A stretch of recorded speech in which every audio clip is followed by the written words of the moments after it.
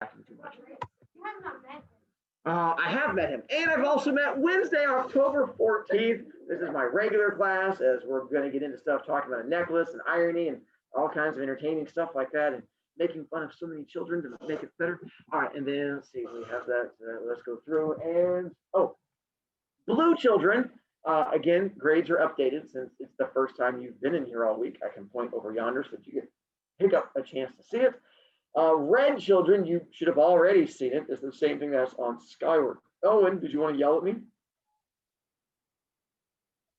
Yes. Thank you for that. So Owen, those of you who are home children, hang on one second. I highlight myself. Highlight that guy. Look at that guy right there. So handsome. All right. If you look in the date, you're going to see there is a child in the date. I mean, not trapped. I didn't steal his soul, but there is a person in the date. So what I am going to start doing now that I have creepy pictures of you, I am rotating different kids in the date each day. So I get to put your random creepy picture in there. And I know some of you are thinking, but Mr. Broviak, what about Antoinette? She's a great child. It's okay, Antoinette. I have found creepy ways to get your picture too. So even gray children, you can randomly show up in there. Never underestimate the power of a creepy teacher. And so now each day you get to look in there and you get to figure out. If you figure out who's in the date, what prize do you get? The knowledge of knowing that you're better than other people. That's the best knowledge of all. Who's in today's date? It is Yugi. So nicely done. So you get to have the Yugi. So I get to, each day will be someone different. Although I imagine like I'll keep the same kid Thursday, Friday, because only half the kids get a chance to see them. And I'll make sure that, you get to see the one that you're here for. Unless you skip class, in that case, I can't do anything for you. But I'll record class and you get to watch it that way. Thank you, Owen. I almost forgot to talk about that. Most appreciated. New hall passes. So kids at home, I have now handed out the new hall pass, the thing I forgot to give to you because I'm a horrible person. Don't shake your head in disgust. When you guys show up next time, I'll give it to you. It's just, don't shake your head in disgust. Not more of you shake your head in disgust. This hurt me. And just for that, Delaney, you're not going to get yours until after fall break. Huh? But that's because you don't see me until after fall break, because you are going to get it till then anyway. I just wanted to sass you because you sassed me.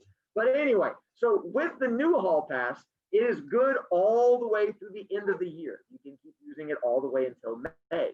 The yellow hall pass is now expired. You can throw it away. It is trapped. Kidding. It is good all the way through the end of the year also. I just wanted to taunt you.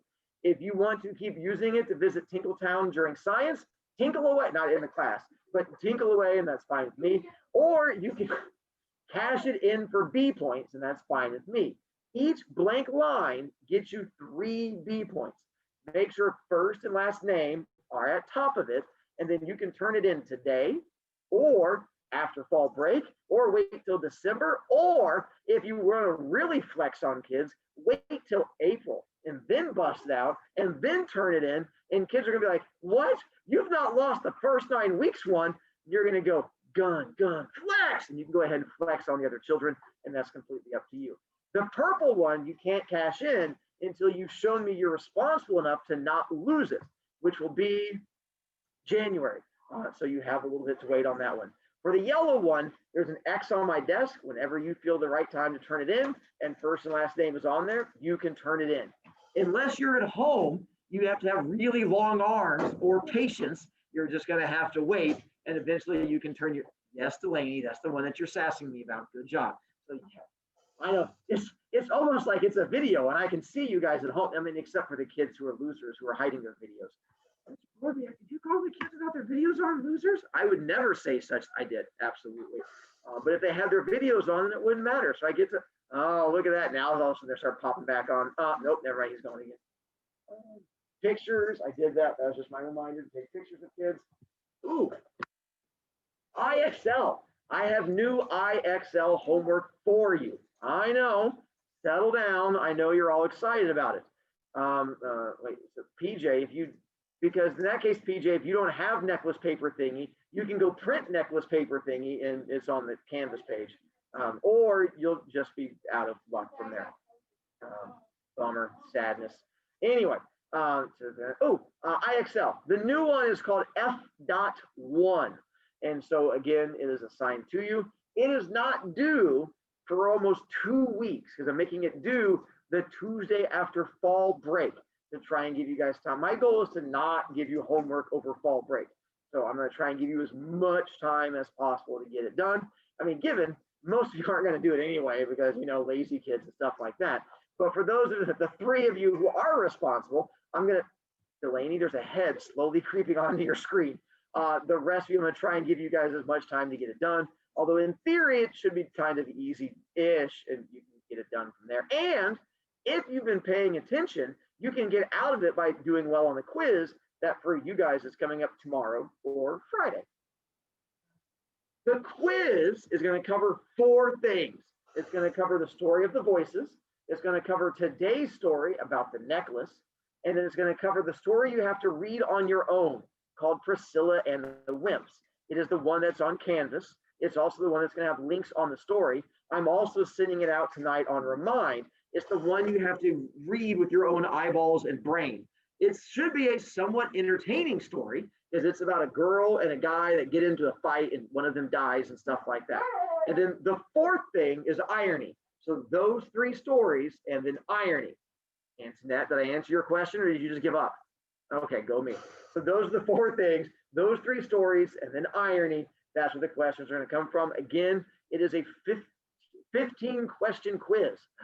And I'm trying something new on the quiz. Here's the new thing I'm trying on the quiz. And it shouldn't be a scary thing. What I'm going to try and do for you guys is, again, you get 2 attempts on quiz.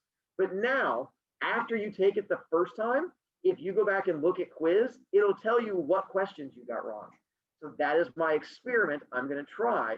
For those of you who actually want to improve your grade, you can take quiz and it'll tell you which ones you got wrong. And then you can take quiz second time. And as long as you remembered which ones you got right, then you should be good. You only get 1 look at it though. Like it only allows you to go in there 1 time. So go in there 1 time, figure out which ones you got right and wrong, take it second time, and then hopefully your grade goes up.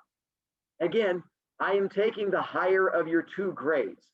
So if you do worse the second time, 1, that should be impossible because you saw which ones you got right and wrong. But I've learned by now not to challenge kids. They're like, what? Be dumber. Hold my cookie. And they're going to try and go under it, but we'll see what happens from there. Max.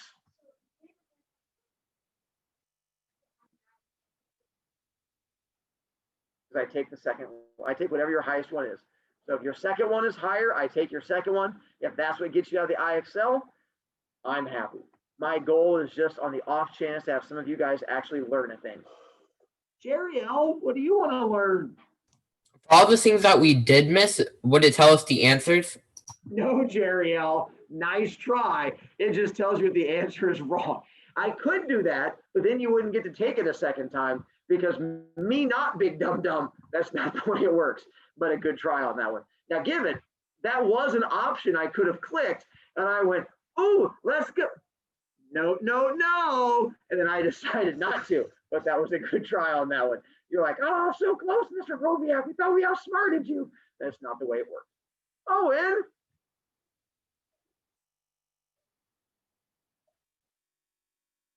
probably. I can't really stop you from doing that, so sure. And then let's see, we get from there and from there. Since this is going to be part of quiz, knowing the rising action and stuff like that, I figure we'll try beating it into you one more time. That's a lie, because we'll probably beat it into you again tomorrow. So, but I just like beating you guys. I'm sorry, it brings me happiness. And so let's try and beat you again and make sure the knowledge is in you. We're going to give you a chance to play the yelling at Mr. Broviak game. All right. I have dreams of this. So we get to exposition. What is our easy definition of exposition? Boring beginning stuff. All the kids at home, they're all excited. I want to yell at you too. Good job. And then we get to rising action. Exciting stuff. So bang up. What did I teach you guys about yesterday? Nicely done. Iron. So we watch about irony. So when I say what is the definition of rising action, in what type of tone would I expect you guys to say the answer? And then what kind of tone did you guys use to give the answer to rising action? So why would that be an example of irony? That's what I was going for too. You all sounded like a bunch of zombies on that one. As you sounded like you were doing falling action, but instead of doing the rising action, what's important is that you gave me the chance to mock you, and that brings me happiness. Then climax. OMG moment. Made your own. That was slightly better. I almost felt like there was emotion in there. No, there wasn't. And then we get to falling action. OMG explained. So to help you people at home who are trying to play the game, is in that delay of you taking time to unmute yourself and then yell it and then mute yourself again and then cover your face and giggling. That's what's eating up all your time. You just want to go ahead and have your finger there ready to go, or just go ahead and leave it unmuted. It gives you much faster yelling at me time, or just freak out and cover your face in shame. And our last one was resolution. Boring ending stuff. Boring ending stuff. Oh, boring ending time. Mr. Broviak, I was excited to go with you. And then so we talked about foreshadowing. We've covered irony. Questions as far as irony went? Apparently someone just killed a kitten at Jerry's house. All right, and then did we cover the Binky Barnes poem with you guys? So then to find out, kids who just said yes, like you're all proud of yourselves. The whole poem, what are we thinking Binky Barnes is going to do? Kill him. Nicely done, Jerry-O. See, that's what happens when you kill a kitten at Jerry-O's house. You get knowledge. You kill more kittens. And so in that case, we think that Binky Barnes is going to beat him up, but it's ironic because what does the kid want to do? Play with him. Be his friend. See, y'all need to start killing kittens. Jerry-O's on fire. You're correct. At the very end, that's when he says, hey, I think we should be friends. And that's what makes it ironic. He doesn't want to kill him. Did we get to the bats and the witch? You all shake your head. All right. So on this one, who are the bats afraid of? The witch, and the witch is afraid of the bats. Meow! Good job, by the way, Jerry-O. And he is correct again. So the bats are afraid of the witch. At the very end, the witch is afraid of the bat, and that pretty much covers it. Yeah. I just realized, by the way, that this is the class I'm recording. I just talked about them killing kittens at Jerry-O's house. So now I feel bad for the random kid who's going to be watching this in my other classes. They're like, I'm really lost. They're talking about killing kittens, and I'm confused. And I'm like, it's okay. Don't worry about it, boo-boo. It's just some kind of education. It's just a really scary education. All right. Now we're going to get into our story for today called Necklace. So all of those of you who are not PJ, you should have paper unless PJ managed to print one off on Magic Tree Bits. And then we're going to help you out. And then those of you who are grade children, I can't help you as much. So as we get into it, we're going to help. Oh, man. I have no idea. I should put giant posters up in the room and expect kids to pay attention to them.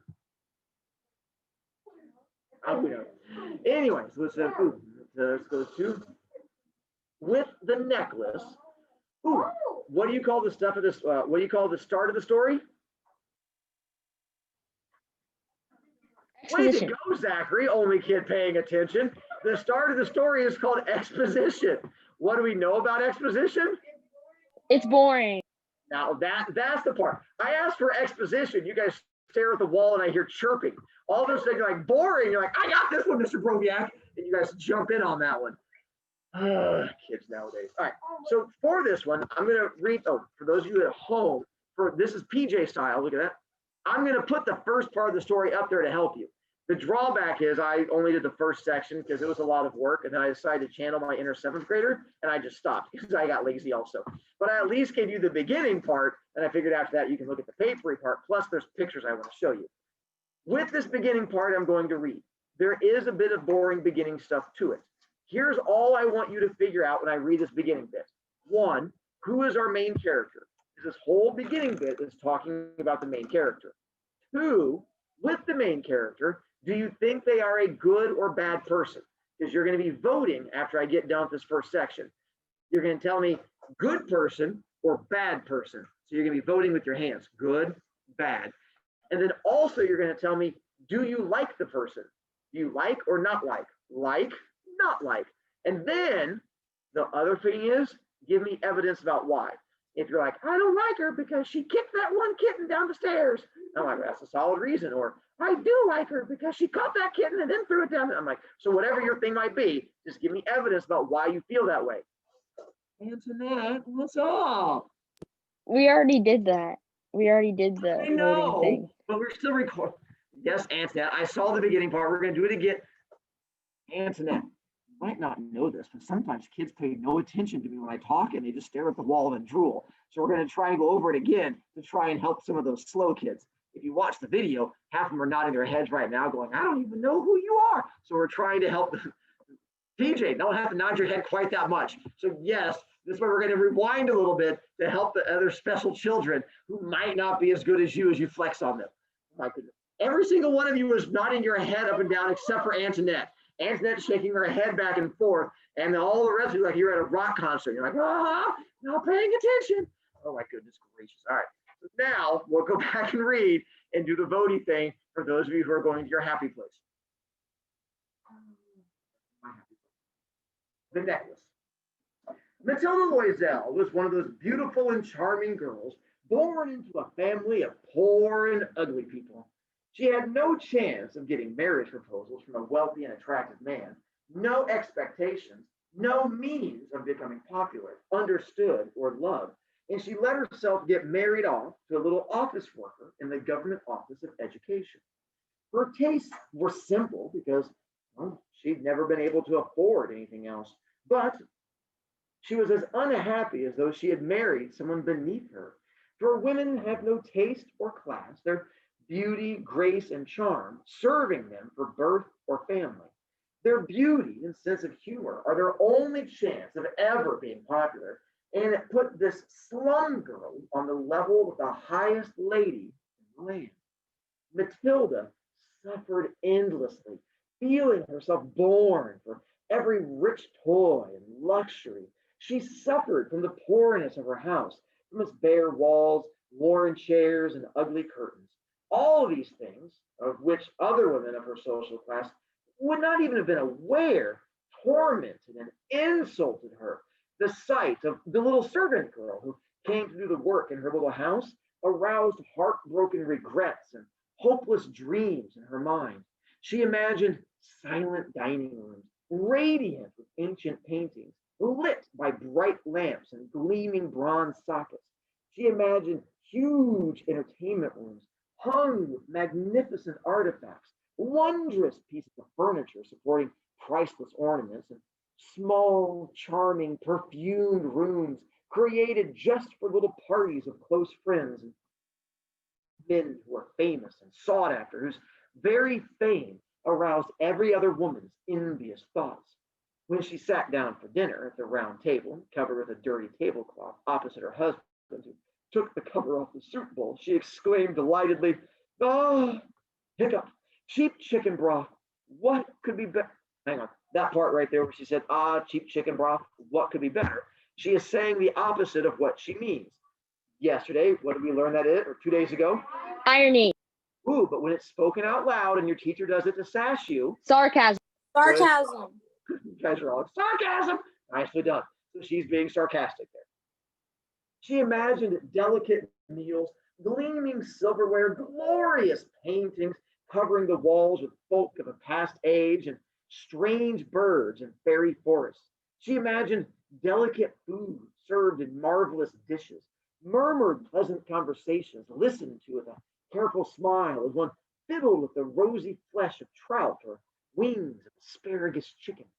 She had no fancy clothes, no expensive jewels, nothing. And these were the only things she loved. She felt she was made for them. She had longed so eagerly to charm, to be desired, to be wildly attractive and sought after. She had a rich friend, an old school friend whom she refused to visit because she was so incredibly unhappy when she returned home. She would weep for entire days with grief, regret, despair, and misery. All right, now we'll pause. So with girl, is she attractive or ugly? Attractive. She is attractive. Is her family attractive or ugly? Ugly. Ugly. Family is ugly. Is she rich or poor? Poor. Poor. Very poor. What is the one thing she dreams of?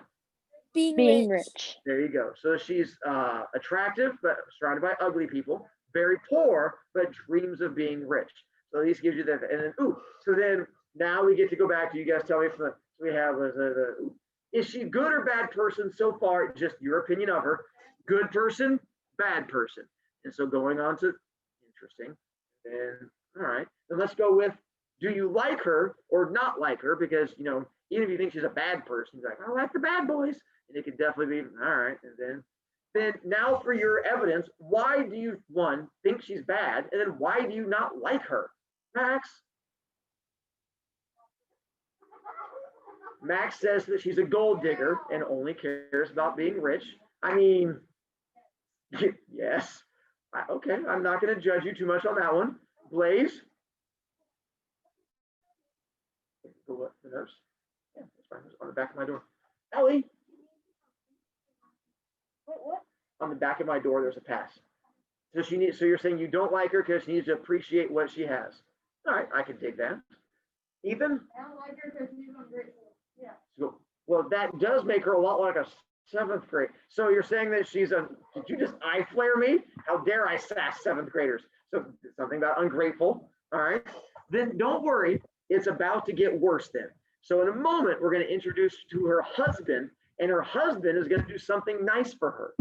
Pay attention, one, to what the husband does and her reaction to it. One evening, her husband came home with an excited air, holding a large envelope in his hand. Here is something for you, he said. Swiftly, she tore the paper and drew out a printed card on which were these words. The Minister of Education and Mrs. Rampon request the pleasure of the company of Mr. and Mrs. Loisel at the ministry on the evening of Monday, January the 18th. Instead of being delighted, as her husband hoped, she flung the invitation angrily across the table, murmuring, "What do you want me to do with this?" What, darling, I thought you'd be pleased. You never go out, and this is a great occasion. I went through tremendous trouble to get it. Sorry. Everyone wants one. It's very rare, and very few go to the clerks. You'll see all the really important people there. She looked at him out of furious eyes and said impatiently, "And what do you suppose I'm to wear at such an affair?" He had not thought about it. He stammered, "Why, the dress you go to the theater in? It looks very nice to me."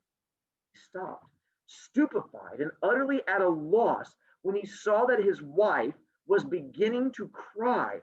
2 large tears ran slowly down from the corners of her eyes towards the corners of her mouth. Quick pause. What does husband do to try to be nice? Invite her to a party. So there's this giant dancing ball they refer to, and he gets an invitation to take her to giant fancy dancing ball. And he's like, "You've always wanted to go. Let's make it happen." How does she react to invitation? Going back to that, she acts like a 7th grader. She is ungrateful. Why is she so upset? More specifically than just calling her names, what is it she's worried about? Nothing to wear. She says, "Hey, how am I supposed to go if I have no fancy dress to wear?" Zachary? Yeah, some teachers read it last year. If they did, then in theory, the knowledge is in your head and it makes the quiz even easier for you. I thought about switching after I found that out, but I was like, nah, if it makes it easier on some kids, we'll just make it easy on some kids. So 1 second, we're going to play a quick game. Here's my quick game. You ready? Kids with video off. You have 5 seconds to turn video on, and then I get to charge you points. And that gives me 4 kids. Carabello, Imes, Paget, and Bogle. And then Carabello, Imes, Bogle, and Paget, I'm getting ready to kick you out because I'm assuming that you are dead and a zombie. And going what? Oh, no, Jeriel's now back. I'm kicking out other ones, although I already charged you points, Jeriel. And Imes is removed. And then Bogle is removed. And Henry, oh, Henry just made it. I know, you're so close. Oh, I mean, I already charged you points, but at least I didn't have to kick you out. This is a new fun game I decided to start doing, where I randomly just stop and start doing a countdown, and the kids on the video, it's the bestest. Anyway, back to here. So we found out that she's all upset because she has nothing to wear. So husband is going to make a deal with her, and things get fun. Oh, what do you call the part after exposition? That took a little, good job, Delaney. I can read your lips. The rising action. Go, you guys. By the way, the others of you who have your video on, I can read it when you go. I can figure out what you're saying at me, so it helps me out, just so you know. Not a bad thing. It was an adorable thing. All right, and then there. There you go. What's the matter with you? Backing up just a little bit. With a violent effort, she overcame her grief, replied in a calm voice, wiping her wet cheeks. Nothing. Only I haven't a dress, so I can't go to the party. Give your invitation to some friend of yours who shall be better turned out than I shall. He was heartbroken. Look here, Matilda, he persisted. What would be the cost of a suitable dress, which you can use on other occasions as well? Something very simple. She thought for several seconds, reckoning up prices and also wondering for how large of a sum she could ask for without bringing upon herself an immediate refusal and an exclamation of horror from the careful-minded clerk.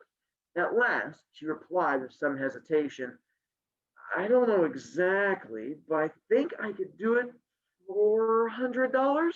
He grew slightly pale, for this was exactly the amount he'd been saving for a new gun, intending to do a little hunting next summer in the neighboring woods with some friends who went deer hunting there on Sundays.